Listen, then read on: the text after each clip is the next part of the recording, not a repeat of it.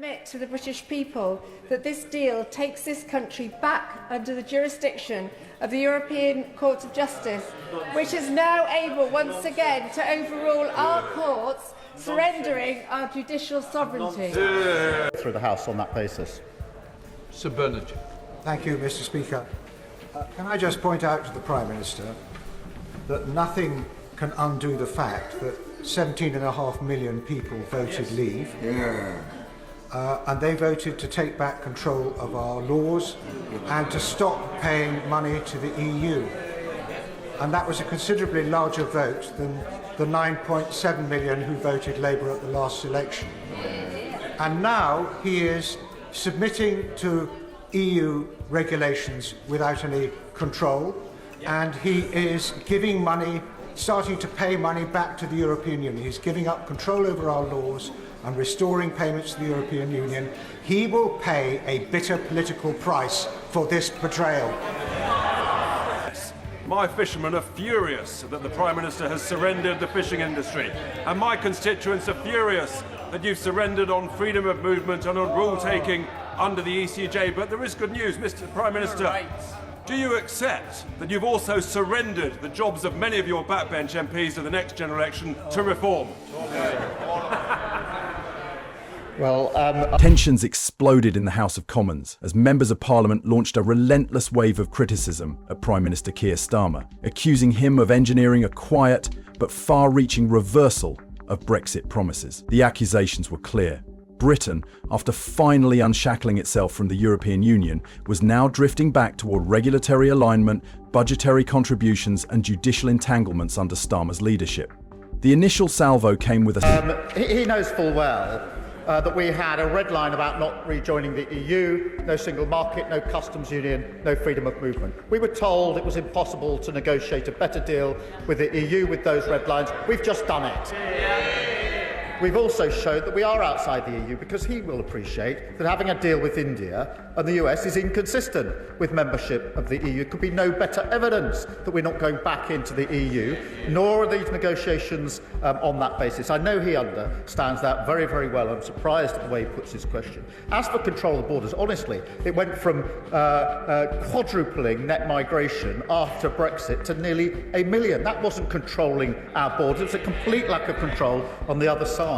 Mr. Speaker, on the question of payments, I do think it's important to appreciate that we've achieved unprecedented access to EU markets without the budgetary payments of member states. That is an incredible achievement. The only payment under the SPS agreement are administrative costs to support the relevant costs of implementing and administering the scheme. For schemes and payments where it's in our national interest, we will negotiate proportionate contributions, as already happens under the deal negotiated by them, for example, in relation to R&D and into Horizon. Stark reminder: 17.4 million people had voted to leave the EU. That decision, many MPs insisted, wasn't just a referendum on trade. It was a cry for sovereignty. Sovereignty over borders, sovereignty over money, and above all, sovereignty over British laws. Yet, critics argue, the current direction under Starmer appears to erase those red lines. EU regulations are creeping back in. Financial contributions to European frameworks are returning, and the one thing Leave voters wanted most, control, feels increasingly out of reach. What stings even more for some MPs is the framing of this U-turn as a diplomatic win. Starmer's administration has touted renewed access to EU markets as a breakthrough, but according to his opponents, that access comes at a steep price, a surrender of control disguised as cooperation. The issue of immigration reignited for a youth mobility scheme to help get their youth unemployment figures down.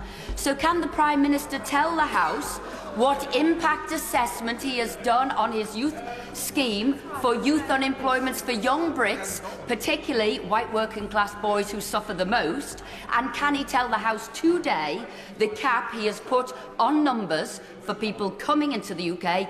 If he can't, this is a bitter betrayal of British youth. deep frustrations across the Commons. MPs pointed to post-Brexit migration figures that defied expectations. Net migration had not only failed to fall, but had soared to nearly 1 million in recent years. For those who championed Brexit on the promise of tighter border control, this was nothing short of betrayal. But it wasn't just about the numbers.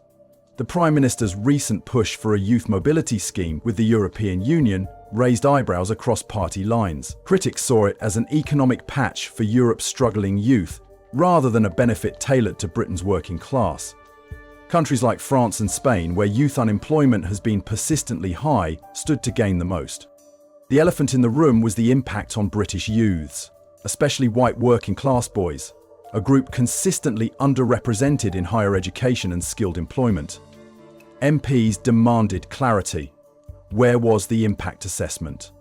Where was the cap on incoming migrants? Where were the guarantees that this wouldn't spiral into a backdoor revival of free movement? Starmer's government insists the scheme is capped, temporary. Young people in the United Kingdom the opportunity to work, to study and to travel in Europe. It is going to be a capped scheme of limited duration and with visas, something again everybody said we couldn't negotiate. We have negotiated. And in relation to our question about what we're doing for young people in this country, she should look to the trailblazer schemes that we set up that are helping young people back into work. Thank you, Mr. Speaker. The most pernicious part of this deal is dynamic alignment, by which we become an automatic rule taker from the European Union. Labour have been briefing journalists. We have an opt-out from that. I've read the document in detail. We don't. And besides, the ECJ is the ultimate arbiter in a dispute. It is, so the EU will always win. Why, Prime Minister, when the British people voted peacefully and democratically to leave the European Union, have you surrendered that right and made us a rule taker to the EU once again? And structured around visas, something they claim was previously deemed impossible to negotiate. But opposition MPs weren't convinced. At the heart of the Commons clash was a far more fundamental concern: Britain's legal autonomy. For many MPs, the Brexit mandate wasn't just about trade or migration. It was about ending the European Union's grip on British law. And yet, they argued, the latest agreement threatens to reverse that victory. The deal's critics pointed to a clause known as dynamic alignment, a mechanism that requires the UK to stay in lockstep with evolving EU regulations in certain sectors. According to them, this effectively turns Britain into a passive rule taker, forced to obey decisions made in Brussels without any voice at the table. And then came the issue of the European Court of Justice, though the government... Just on the question of how the rules are made, they will go through a parliamentary process in this House. In this House. We are already aligned. We are in alignment. We are just not getting the benefit of it. This gives us the benefit which will be counted in the business jobs and bills that we can deal with this. And in relation to an independent arbiter, there's independent arbitration where there's disputes in this agreement. They all know this. Every trade deal has an arbitration clause to deal with the settlement of disputes. All trade deals have that, including all the trade deals that they have negotiated. On the question of the ECJ, if there's an issue of European law that needs to be referred by the independent arbitrators to the court, they then give a ruling on the interpretation. It passes back to the arbitrators to make the final decision. That is how trade deals work. But I do understand their new policy. Their new policy is against any trade deals. That's never been the Conservative Party policy before, but it's good that we've got clarity now. Richard Tice. Thank you, Mr. Speaker. In Boston... Insists that arbitration under the new deal is independent, MPs highlighted the ECJ's continued role in interpreting disputes involving EU law. To them, this means British courts could once again be overruled by a foreign judiciary. The government countered by framing it as standard international practice. Arbitration panels, they said, were part of every major trade deal globally, and in those rare cases where interpretation of EU law is required, the ECJ offers a legal opinion that arbitrators then use to make a final decision. But for those on the backbenches, that explanation fell flat. Among the most impassioned voices in Parliament were those speaking for Britain's coastal constituencies. places that had voted overwhelmingly for Brexit, clinging to the promise of a fishing renaissance. For these communities, the European Union symbolised years of economic decline and foreign control over British waters. Brexit, they believed, would finally reclaim that legacy. But MPs from regions like Boston and Skegness said the reality has been anything but. Local fishermen, once hopeful, now feel discarded. New agreements, they argue, continue to prioritise EU access over UK sovereignty, offering little protection to the livelihoods of those who depended on the sea. For them, it isn't just about quotas, it's about betrayal. Beyond fishing, the broader concern is what these decisions say about the future of British... Skegness. My fishermen are furious that the Prime Minister has surrendered the fishing industry, and my constituents are furious that you've surrendered on freedom of movement and on rule-taking under the ECJ. But there is good news, Mr. Prime Minister. Do you accept that you've also surrendered the jobs of many of your backbench MPs in the next general election to reform? Well, I'll happily explain to his constituents the huge benefits of these deals measured in jobs that will be saved, jobs that can now thrive, bills that will come down. And it is really important for our economy that we have these deals. That is in the interest of his constituents, it's in the interest of the whole country. Regular point. Thank you.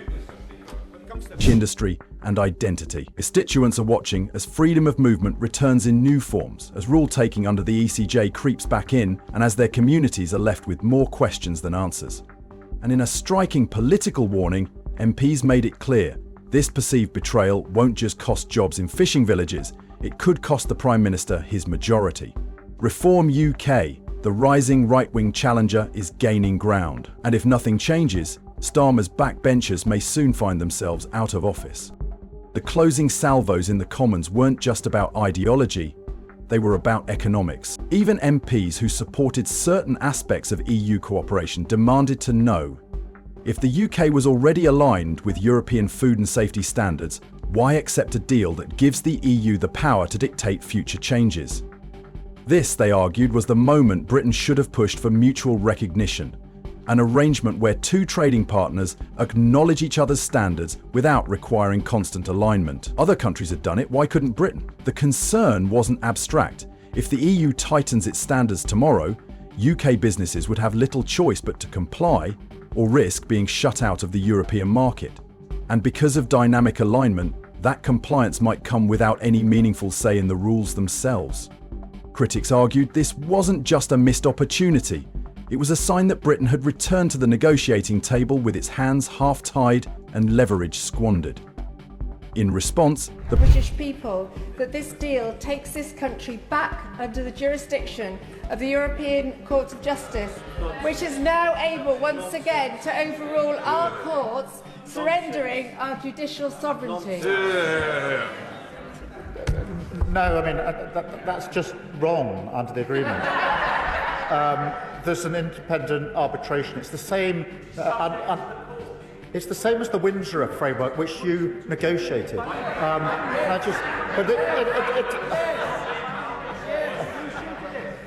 It is an important point. It's an independent arbitration process. There's the same process for pretty well every trade deal that's struck, not just by us and other countries, but most other countries. In this particular case, if the independent arbitration needs reference on a point of law, it's referred to the ECJ, which then refers it back to the independent arbitrator to make a decision. So that's how it operates. Josh Dean. Speaker. Can I thank... If the Prime Minister is right that our food standards are already in a... Prime Minister's allies pointed to the broader benefits: market access, lower bills, more stable business conditions. But to those on the opposition benches, that sounded far too familiar. For them, the whole arrangement resembled a quiet return to EU membership in everything but name. And for many who backed Brexit, this wasn't cooperation, it was capitulation. The debate over Brexit isn't over. For many MPs and voters, the latest deals look less like progress and more like a quiet return to the EU's influence. From migration to legal rulings to trade rules. The promises made in 2016 now feel uncertain. As political pressure builds and Reform UK gains ground, the question is clear: has Britain truly taken back control or given it away again? Let us know what you think in the comments, and if you want more updates like this, hit like and subscribe.